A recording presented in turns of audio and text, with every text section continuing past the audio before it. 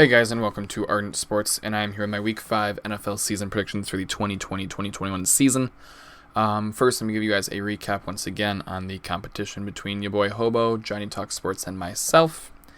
Your boy Hobo is still bringing up the rear at 38-24-1, and Johnny Talk Sports and I are still tied at 43-19-1 apiece. So it came down to the Sunday night football game because that was the only difference Johnny Talk Sports and I had after the Thursday night game and the 1 o'clock games. The only difference was he had Philadelphia and I had San Francisco. And Philadelphia somehow came back to win it. But all right. So moving on to Week 5. Starting off Thursday night on Fox. Yes, on Fox, not NFL Network, so we can finally watch a decent Thursday night game. We have the Tampa Bay Buccaneers sitting at 3-1, rolling into Chicago to face off against the Chicago Bears, also sitting at 3-1. This is going to be an interesting game for a few different reasons, especially if Nick Foles does get to start at QB once again.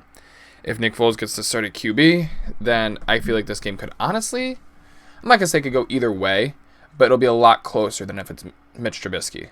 I am, however, going to give this game to the Tampa Bay Buccaneers. I just feel like they're starting to really get the ball rolling after Tom Brady struggled Week 1 against the Saints. Not saying that the Bucs are going to win out. I just feel that the Bucs have a better chance to win this game in Chicago rather than the Bears. Next up, 1 o'clock on Fox, we have the Carolina Panthers facing off against the Atlanta Falcons. The Panthers currently sit at 2-2, while the Falcons still have yet to get a win this season. I don't know about this game, to be honest with you guys. This one is definitely tough. I'm going to give it to the Panthers. I feel Teddy Bridgewater is doing rather well this season, whereas Matt Ryan isn't doing the worst, but he definitely isn't playing to that Matt Ryan level. The Falcons are potentially going to be without Julio Jones, while the Panthers are still without Christian McCaffrey.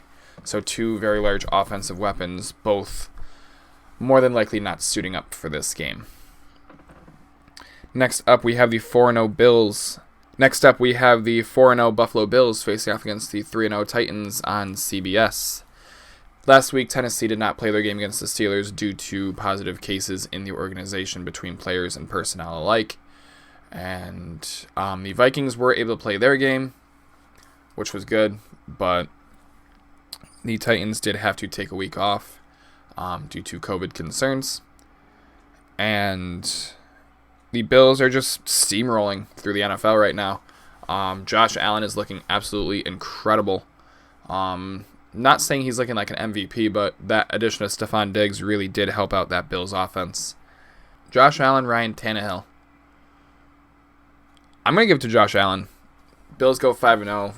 Titans fall to 3-1. Next up, we have Derek Carr and the Las Vegas Raiders facing off against Pat Mahomes and the undefeated Kansas City Chiefs. Not a whole lot to say on this game. These teams are not close. These teams are not even by any means necessary. Kansas City is going to steamroll over the Las Vegas Raiders. Next up, another game that's not going to be all that close. The Arizona Cardinals and the New York Jets. I got the Cardinals all day. The Philadelphia Eagles at 1-1 facing off against the Steel City Pittsburgh Steelers at 3-0. The next few games are not going to be close in my opinion at all. I do have the Steelers rather. The Pittsburgh Steelers winning this game against the Eagles. The LA Rams versus the Washington Football Team, again not close. I do have the Rams winning that game. The Cincinnati Bengals finally got their first win. Joe Burrow has his first win under his NFL belt going against Lamar Jackson and the Baltimore Ravens. Obviously, I have the Baltimore Ravens winning this game. The Jacksonville Jaguars facing off against the Houston Texans. Gardner Minshew, Deshaun Watson. Can Deshaun finally get his first win? I say, yes, he can. Deshaun Watson will get his first win of the season. They will no longer be 0-4. They will no longer have a winless season. They will go to 1-4, while the Jaguars fall to 1-4. Next up, we have the Miami Dolphins facing off against the San Francisco 49ers. Jimmy Garoppolo is expected to be back this week. I really hope he is. Not that Murray hasn't done a fantastic job in his absence, But Jimmy Garoppolo is excited to get back to the field, as I'm sure a lot of people are excited to see Garoppolo get back to the field. Overall, I think the 49ers have the better team. Not that either team is really stellar now that the 49ers have suffered quite a few injuries. But along those lines, I will be giving this game to the 49ers in the return of Jimmy G. Next up, we have the Indianapolis Colts facing off against the Cleveland Browns, the game you folks are seeing here. And the Browns put up a really good showing last week against the Cowboys, completely destroying them. And I'll be honest with you guys, if they can do anything like what they're doing in this game here that you guys are seeing, and if they can do anything like they did in the game last week against the Cowboys, I see the Browns winning again. And that is my pick. Upset maybe, but I am going to take the Browns over the Colts. Next up, we have the New York Football Giants facing off against the Dallas Cowboys. The Cowboys coming off a rather large upset. Again, like I just said, being defeated by the Cleveland Browns. And the Giants just have not been able to get it going. I do think that will continue, as I do have the Cowboys unfortunately winning this game. But Devontae Freeman is starting to come into his old strides that he used to have with the New York Giants. So be on the lookout for Freeman to be able to take over in full force here within the next couple weeks. Maybe the Giants can get back on that winning track. Next up, I have the Denver Broncos coming on into Gillette Stadium to face off against the New England Patriots. Cam Newton possibly going to be back this week after testing positive for COVID-19. He is asymptomatic. He is likely to be cleared as early as Thursday, which is 2 days from now as of the time of recording. And I do have New England winning this game regardless of who is at quarterback, as long as it is not Jarrett Stidham. Jarrett Stidham did not look well at all. I'm very glad they brought in another quarterback to take over in the absence of Tom Brady. And honestly, even over Brian Hoyer. As Jarrett Stidham just clearly shows that he is not quite ready to take on an NFL team. Not that he did awful. Some of the plays were not his fault. But two interceptions, one in the end zone and one near the end zone for a pick six is just not okay.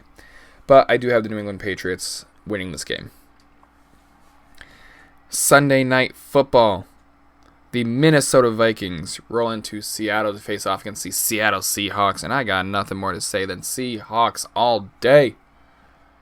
Seattle will win that game. And last but not least, we have Monday Night Football. LA Chargers, New Orleans Saints. Could we be seeing the end of Drew Brees? Could we be seeing something new in New Orleans by the end of this season or next season? I guess we'll see when Drew Brees faces his former team. And honestly, this game is going to be a lot closer than people think. I do have the Saints winning. Not by much. But I do feel the Saints will win this game. So those are my picks for the week.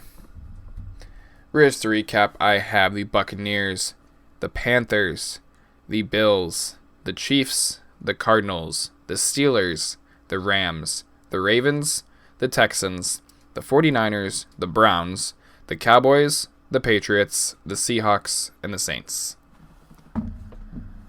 Be sure to like, comment, subscribe, share, hit that notification bell. It is the number one way to help out a channel. Be sure to drop some subscriptions to your boy Hobo and Johnny Talk Sports as well.